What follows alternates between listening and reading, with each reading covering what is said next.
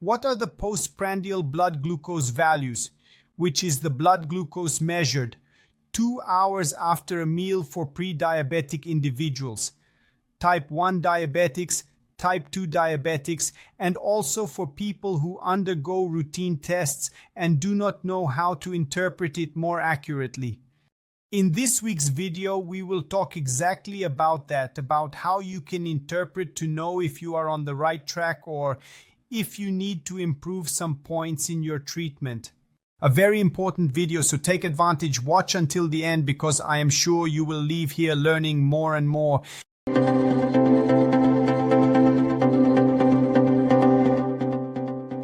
These are questions that I receive very frequently on the channel. People still do not know how to interpret the values. They measure more accurately, especially on the glucometer, which is the little device used for fingerstick blood glucose testing. But we also observe when people take the laboratory test 2 hours after lunch, especially, and do not know how to interpret if it is within an acceptable value or not. So, initially we will start with pre-diabetics. Pre-diabetics are in a condition that precedes a diagnosis of type 2 diabetes or a non-diagnosis, so it determines how it will evolve based on blood glucose levels. If the A1C rises to 5.7, 6, it indicates that the average blood glucose is becoming higher. And from the moment the pre-diabetic monitors postprandial blood glucose and the glucose is always above 140, 150, 160, these are values that raise a red flag, as it is very likely that within 6 months to a year, you will end up receiving a diagnosis of type 2 diabetes. So, answering the first question, pre-diabetics need to maintain postprandial blood glucose, which is the glucose finger prick done 2 hours mainly after lunch, which is a more complete meal that people usually have, below 140 milligrams per deciliter. From there, keeping it always below, you tend to maintain a more stable hemoglobin A1C and avoid a diagnosis of type 2 diabetes. So pre-diabetics should aim for 140 and below, while type 2 diabetics tend to have higher postprandial blood glucose, which is why they end up having hemoglobin A1C levels of 6, 6.5, 7, 8, 9, 10, 11, 12, and so on. And what determines the values of hemoglobin A1C are the blood glucose levels you have throughout your day. So, when you take the test for postprandial blood glucose, fingertip test, and your blood glucose is at 200, 240, this will lead to a higher hemoglobin A1C. So, answering the question about what the blood glucose value is for type 2 diabetics after meals, we have a guideline from the Brazilian Diabetes Society, which is up to 180. However, the ideal is to keep it below 140.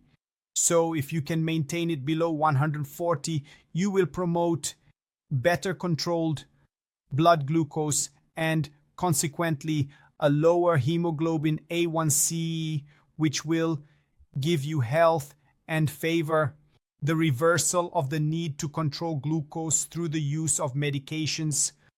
In other words, you will need to use fewer medications to control your glucose. So if you can keep it below 140, congratulations, you are on the right track. But tolerable values are up to 180 after 2 hours of a meal. Edu. Is it the same for type 1 diabetics? Yes. For type 1 diabetics, the ideal is to always keep it below 140, but tolerable values are up to 180. But remember, if you have blood glucose consistently above 150 throughout your entire day, you will have an A1C approximately between 6.5, 7, up to 7.5. So the ideal is to always strive for better controlled blood glucose values in order to achieve a good A1C. And the main thing is to live free from the onset of complications in the medium and long term, because blood sugar above 200, 300, 400 for long periods will cause the onset of complications such as diabetic neuropathy, which is damage mainly to the nerves in the feet and hands. Diabetic foot can appear, which is poor healing of the foot potentially. It can cause amputation. Diabetic nephropathy can appear, which are injuries that arise in the kidneys, and diabetic retinopathy can also appear, which can lead to blindness for the diabetic patient. It is clear that maintaining a blood glucose level of 200 for a week will not lead to the appearance of these complications, but staying at that level for 1, 2, 3, 4 years, always with elevated blood glucose, surely the complications will appear. So it is very important that you have this awareness to monitor your blood glucose, to check how it has been after your meals. And from there, if it has been higher, review what you are eating during your meal, as glucose remains high 2 hours after. So if you are overdoing it with carbohydrate consumption at lunch, and your blood glucose after lunch is always above 200, you need to review what you are eating at lunch. Reduce carbohydrates, increase the amount of proteins, the amounts of fibers through vegetables, greens, leafy greens, good sources of fat, and reduce carbohydrate consumption. An extremely important tip is not to mix sources of carbohydrates. You can even consume a small portion of rice, but it doesn't help at all if you eat rice plus some fries and add a little bit of pasta. Then you will have a large amount of carbohydrates, which will cause your blood glucose to rise, and this will cause the loss of control over your treatment. So it is very important that you have this awareness in order to improve your treatment.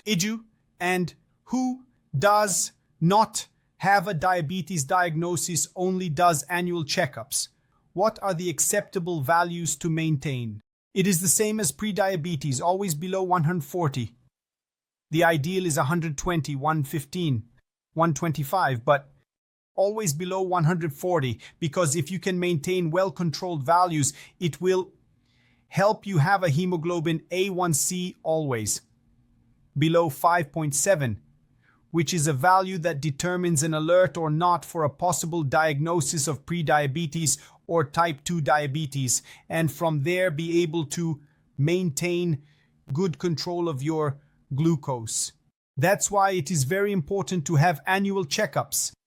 Basic checkups for fasting glucose, postprandial glucose, triglycerides, total cholesterol, and uric acid. These tests are essential to check for any changes. So, answering the question from the video, well-controlled glucose after meals is always below 140, regardless of the diagnosis you have. The lower it is, the better controlled it is, the better your A1C will be, the better your quality of life will be, and the less you will need to use medications to control your glucose. This way, you can manage your diagnosis in the best possible way, eating a balanced diet, engaging in physical activity, maintaining a good body weight, and so on. Okay. And that was the video for this week, where we talked about postprandial glucose, and that you do need to monitor your blood sugar after 2 weeks. 2 hours after meals, I want you to comment down below if you monitor your blood sugar, especially with a finger prick, to check how your glucose levels are after your meals, okay? If you are watching until now, it means you like the content. And if you like the content, don't forget to subscribe to the channel, give it a thumbs up, turn on notifications, and most importantly, don't forget to share the videos so that YouTube understand that it is relevant content, because after all, it costs you nothing to share it on Facebook, Instagram, or WhatsApp. This way, the channel continues to grow and we keep sharing information with more and more people. Now I want you to stop everything you are doing and leave your rating here from 0 to 10. What is the exact rating of this video to positively impact your health and also increase your knowledge regarding the diagnosis of diabetes? It is important that you always leave your comments so that we can converse and thus improve our knowledge. Okay. Here next to it, I will leave another great piece of content, so don't forget to keep binge watching the videos to continue learning and gaining knowledge. Quality of life, quality of treatment, living free of complications and gaining more and more health, okay? So, we will stay here. May God be with you all and see you later.